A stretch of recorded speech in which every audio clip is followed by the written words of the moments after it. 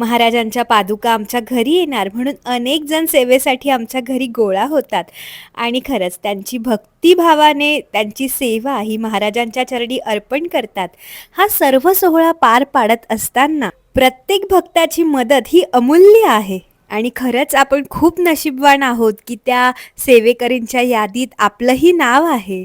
दिवाळी दसऱ्यापेक्षाही जास्त वाट आम्ही कुठल्या क्षणाची बघत असू तर तो आहे हा पादुका आगमनाचा सोहळा आणि त्याची पूर्वतयारी.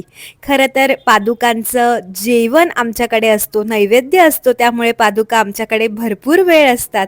पण त्या 4-5 तासांच्या वेळेमध्ये खरंच आमचं घर एक मंदिर होऊन जातं आणि तुम्ही बघू शकताय सगळे सज्ज झालेले आहेत पादुका आगमनाच्या सोहळ्यासाठी आणि आगमनाच्या पूर्वतयारीमध्ये सगळ्यांनीच आम्हाला खूप छान साथ दिली आहे. पुढच्या पार्टसाठी स्टे ट्यून.